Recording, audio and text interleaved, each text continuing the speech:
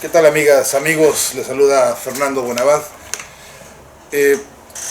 hay muchas versiones de esta historia que ocurrió justo en la entrada del Consejo de Seguridad de las Naciones Unidas. Un día en que Colin Powell iba a anunciar ante la cadena nacional en lo que ellos llaman el prime time, el horario principal de la televisión norteamericana, y habían predispuesto cámaras y micrófonos, como acostumbran ellos, con todo el boato, con todo el ruido, publicitario, propagandístico en todo caso, para anunciar lo que ellos llamaban entonces el bombardeo quirúrgico contra Irak. Iba a anunciar esto Colin Powell, el ex secretario de Estado norteamericano, iba a ser el portavoz de esta iniciativa que, según la lógica imperial, limpiaría de terrorismo aquella zona y pondría al mundo otra vez en orden, como se dejaba escuchar en el texto y en el contexto de los discursos políticos norteamericanos de esa época. Iba Colin Powell a la sede misma de Naciones Unidas a hacer este anuncio, y entonces ocurrió uno de los escenarios de disputa simbólica, a mi entender, más destacables y más memorables, por cuanto lo ofensivo, por cuanto lo inmoral quizá, por cuanto lo alevoso y por cuantas las repercusiones que tiene para ser leídas por todos nosotros una y otra vez. Y resulta que justamente en ese lugar del Consejo de Seguridad había un tapiz que es una réplica del Guernica de Pablo Picasso. Guernica, que es una obra cumbre de la plástica de Picasso, donde se homenajea a todos los caídos y a todas las víctimas del pueblo español que fueron masacradas por un bombardeo absolutamente impúdico, absolutamente obsceno, absolutamente criminal por parte de las fuerzas del fascismo.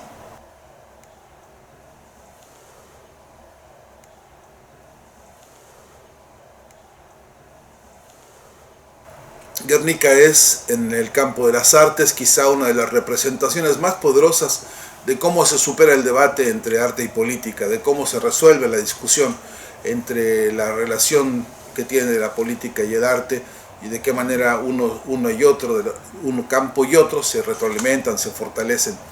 En Guernica y en Picasso tenemos, pues, para trabajar mucho y para pensar mucho,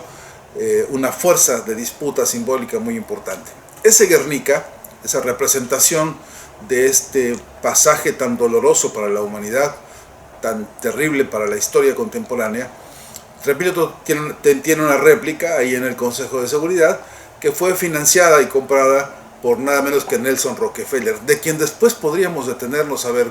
fundador de una tradición muy deleznable, que es la tradición de esconder murales. Justamente este es el mismo Rockefeller que escondió el mural de Diego Rivera, pero no voy a distraerme con eso. Vuelvo sobre el Guernica. Ahí, repito, obra financiada por Nelson Rockefeller, puesta ahí en el Consejo de Seguridad con la idea de recordarle a todo mundo la desgracia que es que una fuerza destructora, inhumana y criminal, repito, destruye a los pueblos, bombardea pueblos, asesina inocentes, niños, adultos, todos sometidos a esta barbarie. Ahí está ese Picasso, ese Guernica, para recordarnos. Y justo cuando Colin Powell fue a pronunciar su discurso del bombardeo quirúrgico contra Irak, no tuvieron mejor idea que esconder el Guernica de Picasso, taparlo con uno de esos manteles o textiles color azul Naciones Unidas, taparlo, esconderlo, para que, dicen ellos, ayudarle a las cámaras de televisión, dicen ellos, para facilitar las tareas de comunicación periodística, y sin embargo la realidad no fue otra más que para esconder el discurso del dolor de Pablo Picasso y del significado histórico del Guernica, ocultarlo, esconderlo, para que no resultara una resonancia simbólica